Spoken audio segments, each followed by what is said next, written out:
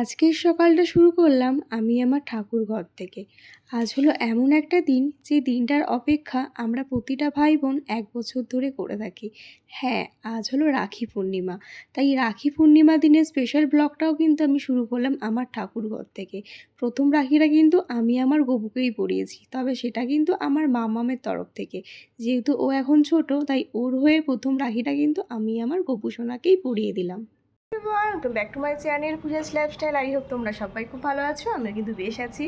তো সকালবেলা তো দেখতেই পেলে আজকে সকালটাই শুরু করলাম আমার ঠাকুর ঘর থেকে, কারণ আজ হচ্ছে রাখি পূর্ণিমা। আর সকালবেলায় স্নান টান সেরে সব কাজবাজ সেরে প্রথমেই গপুকে স্নান করিয়ে রাখি টাখি পরিয়ে দিলাম, কারণ বেলা হলে তো আর টাইম পাবো না। সকালবেলাটা মামা মাছকে ঘুমিয়েছে অনেকক্ষণ, তার জন্য টাইম পেয়েছিলাম বলে সকালবেলা আগে পুজোর কাজটা মানে বড় কাজ আগে সেরে ফেললাম। আর প্রথমত বলেছিল তোমার দাদাভাই ডিউটি যাবে, তবে আজকে ছুটি নিয়েছে, ছুটিটা পেয়েছে, মানে ওর কনফার্ম ছিল না, যার জন্য আমাদের রাখি স্পেশাল খাওয়া দাওয়া কিন্তু কালকেই হয়ে গেছিলো। তো আজকেও হবে, আজকে সেরকম স্পেশাল হবে না, স্পেশাল মেনুটা কিন্তু কালকেই হয়ে গেছিলো রাত্রিবেলা। আজকে ইলিশ মাছ হবে, বাবা কালকেই নিয়ে এসেছিলো ইলিশ মাছ, আর ওইদিকে হচ্ছে রুই মাছ না কাতলা মাছ নিয়ে এসেছিলো, সেটাই রান্না হবে আজকে। তো যাই হোক, তোমরা তো দেখতেই পেলে, তোমাদের কেমন লাগলো আজকে আমার গপু সোনাকে অবশ্যই কিন্তু কমেন্টে জানাতে কেউ ভুলো না। তো যাই হোক, চলো আজকে ব্লগটা তো শুরু করেই দিয়েছি। তো এখন রাখি পরানো বাকি আছে আমার দাদাকে, দিদিও তো এসছে কালকে, দাদাও এসছে কালকে, তো ওদেরকে রাখি পরানো বাকি আছে। এখন এসে শাড়িটা চেঞ্জ করতে, কারণ প্রচণ্ড গরম, তো কিছু কুচকাচ কাজ সারবো, তারপরে বেলার দিকে ওদের রাখি পরাবো। বেলা বলতে ওই 11টার দিকে হয়তো পরাবো। দিদি স্নান টান করুক, আমার তো স্নান হয়েছে, দিদির এখনও স্নান হয়নি। তো যাই হোক, চলো এখন প্রচুর কাজ, অনেক ব্যস্ত আজকে আমি। তো ব্লগটা সাথে দেখো, আমরা এখন রাখি পরানোর জন্য রেডি হয়েছি। তোমার দাদাভাই বললাম না যে আজকে ছুটি পেয়েছে, তারপরে আবার কলেজে কাজে যেতে হবে, তার জন্য আবার আমাদের সবার তাড়া লেগে গেছে। তো এই যে দেখো দিদি, যে রিজু, আর এই যে রাখি, এর মধ্যে সব কিছু আছে, রাখিগুলো পরানো হবে। চলো এখন সবাই আসুক, তারপর আমাদের রাখি উৎসব পালন হবে। আর এদিকে দেখো এই গিফটটা, একটা হচ্ছে দিদির জন্য কেনা হয়েছে, আর একটা কেনা হয়েছে আমার দাদার জন্য। এর মধ্যে কী আছে জানি না, তো ওরা যখন খুলবে তখন তোমাদের সাথে অবশ্যই শেয়ার করবো। তো এই হচ্ছে ওদের রাখি স্পেশাল গিফট। তো চলো রাখিটা যখন হচ্ছে তখন তোমার সাথে অবশ্যই শেয়ার করবো, তো ব্লগটার সাথে। তো আলটিমেট আমাদের রাখি বন্ধন উৎসব কিন্তু পালন করা শুরু হয়ে গেল, আর শুরুটাই করলাম তোমাদের দাদাভাইকে দিয়ে, কারণ তোমাদের দাদাভাই ডিউটি যাবে, তার জন্য একটু তাড়া ছিল। আর যেহেতু দিদি বড়, তাই দিদিকে বললাম তুমি শুরু করো প্রথমে। তাই দেখো তোমাদের দাদাভাইকে দিয়ে কিন্তু আজকে রাখি বন্ধনের উৎসবটা আমরা শুরু করলাম। আর এদিকে দেখো মাম্মাম কিন্তু পাপার কোলে উঠে গেছে, আর মামামও দেখছি এটা কী হচ্ছে। আর গোপালের প্রসাদটা দিয়ে কিন্তু আজকে আমাদের রাখি বন্ধন উৎসবের মিষ্টিমুখ করানো হচ্ছে সবাইকে। তো দিদি এদিকে আবার চকলেটও দিয়ে দিল মাম্মামকে, অ্যাকচুয়ালি তোমার দাদাভাইকে দিয়েছে, তো তোমার দাদাভাইকে মাম্মাম নিয়ে নিল। আর এদিকে দেখো দিদির জন্য যে গিফটটা নিয়ে এসেছিলো তোমাদের দাদাভাই, সেটা কিন্তু দিদিকে দিয়ে দিল। আর গিফটটা না খুব সুন্দর হয়েছে, তোমাদের সাথে পরে শেয়ার করছি কী আছে এর ভেতরে। তো যাই হোক, তারপর তো আমার দাদা চলে এসেছিলো, তো এখন আমি আমার দাদাকে রাখিটা পরিয়ে দিচ্ছি। আর মঙ্গল কামনা করছি যে যেন এইভাবেই সারা জীবন আমাদের বন্ধনটা আটুক থাকে, সবার মধ্যে সবার যেন এই মিলটা থাকে সারা জীবন।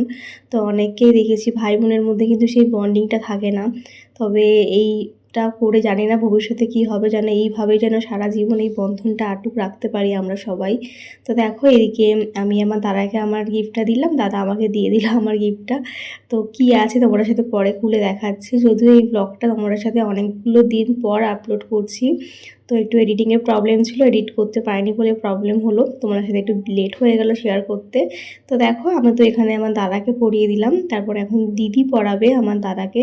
প্রতি বছরই কিন্তু দিদি আমার দাদাকে পরিয়ে থাকে, যেহেতু ও একটা ভাই, আমার দাদা মানে দিদির ভাই হয় সম্পর্কে। তো যাই হোক দেখো এখন দিদি আমার দাদাকে পরিয়ে দিচ্ছে। তো এইভাবেই কিন্তু রাখি বন্ধন উৎসবটা আমরা সবাই মিলে পালন করি। আর এই রাখি বন্ধনটা শুধু যে ভাই বোনের মধ্যেই পালন হয় এটা কিন্তু নয়, অনেকে কিন্তু এখন দেখেছি বোন বা দিদি এরাও কিন্তু পালন করে। ঠিক সেই কথাটা মাথায় রেখে কিন্তু আমি আর দিদিও কিন্তু রাখি বন্ধন উৎসবে এই দিনটাতে কিন্তু আমি দিদিকে রাখি পরাই, দিদি আমাকে পরায়। সম্পর্কে আমরা ননদ ভাই বউ হলে কি হবে, আমাদের সম্পর্কটা কিন্তু সম্পূর্ণ আলাদা, আমরা কিন্তু পুরো দুই বোনের মতন। তো আমরা কিন্তু দুজনকে কখনোই ভাবি না যে দিদি আমার ননদ বা আমি দিদির ভাই। এর বন্ধনটা এতটাই আটুক যে আমরা কিন্তু চাইলেও কখনো আলাদা হতে পারবো না। তার জন্যই কিন্তু এই রাখিটা পরিয়ে এই বন্ধনটা আরও একটু শক্ত করে নেওয়া। তো তোমরা সকলে আশীর্বাদ করো যেন এইভাবে সারা জীবন আমরা হাসি মুখে কাটিয়ে দিতে পারি, আর এই বন্ধনটা যেন সারা জীবন আমাদের মধ্যে এইভাবেই আটুক থাকে। তো আমাদের রাখি উৎসব তো পালন হলো, এবারে গিফট দেখার পালা। কে কাকে কি দিয়েছে চলো গিফট ওপেনিং হচ্ছে এখন। এই যে এখানে আছে হচ্ছে সেলিব্রেশন, আর এটাই কি আছে দেখা যাক কি আছে। গিফট খোলা হচ্ছে। ওয়াও, পারফিউম দিদি দিয়েছে। My favourite. আর এটা মাম্মাম তোমার গিফট কই? ওই তো দিয়েছি। এই যে ওরও গিফট পেয়েছে, ও গিফট পেয়েছে। এই যে আমার রাখি দিদি পেয়েছে। নজর লাগবে না কারোর। বোতল, আচ্ছা বুঝতে পেরেছি এটা বোতল। এটা আমার তরফ থেকে থ্যাংক ইউ, খুব ভালো আছে বোতলটা। আর দিদির গিফটটা দেখো, দিদি খুব সুন্দর জিনিস, সবার খুব পছন্দ হয়েছে গিফট। তো আমাদের রাখি সেলিব্রেশন কমপ্লিট, সবাই খুব মজা করেছি আর গিফটগুলো কিন্তু সবার খুব পছন্দ হয়েছে। তো চলো এখন সবাই কাজে যাবে, দাদা বেরিয়ে যাবে, দিদি তোমার দাদা ভাই বেরিয়ে যাবে। তো চলো পরে আবার দেখো বন্ধুরা, ফাইনালি তোমাদের দাদা ভাই ডিউটির জন্য বেরিয়ে পড়ছে। নিচে এসে প্রথমেই ওর টিফিনটা প্যাক করে দিলাম, যেহেতু সকাল থেকে বলছিল ডিউটি যাবে না, তাই দেখো ওর মনটা কিন্তু একদমই ভালো নেই। ভেবেছিল আজকে দিনটা অন্তত ছুটি নেবে, তবে কিছু করার নেই, অফিস থেকে ফোন এসেছে যেতে হবে। আর এদিকে দেখতে পাচ্ছ বাইরের ওয়েদারটা এত খারাপ, একবার বৃষ্টি হচ্ছে একবার রৌদ্র হচ্ছে। তো বর্ষাকালে তো এটা হয়, তাই দেখো গাড়িটা পুরো ভিজে গেছে বৃষ্টি হয়েছে বলে। তার জন্য তোমাদের দাদাভাই এখন গাড়িটা ভালো করে কাপড় দিয়ে মুছে নিচ্ছে। তো আজকে না ওর যাওয়ার একদমই ইচ্ছা ছিল না, তবে কি আর করা যাবে। তো যাই হোক চলো পরে আবার দেখা হচ্ছে। তো দেখো ফাইনালি মামামকে স্নান করিয়ে খাইয়ে দাইয়ে নিয়ে এখন যাচ্ছি আমরা, মানে আমি না দিদি যাচ্ছে রাখি পরাতে, তার আরও ভাইরা যারা আছে মানে আমার সব দেওরা তাদেরকে। তো দেখো কই দিদি, আর আমার ম্যাডাম দেখো স্নান টান করে রেডি হয়ে নিয়েছে, আর ওর ঠাম্মির দেওয়া সেই নিউ ড্রেসটা আজকে পরেছে আমার। চলো যাই। দেখো এই বাড়ি আসার পর কিন্তু দিদি এখন বড়দাকে রাখিটা পরিয়ে দিচ্ছে, আর প্রতিবারই কিন্তু দিদি প্রত্যেককে রাখি পরায়। তো যাই হোক চলো এখান থেকে চলে যাবো আরও একটা বাড়িতে, যেখানে গিয়ে দেখা হচ্ছে। একজনকে পটানো হয়ে গেছি, আর একজন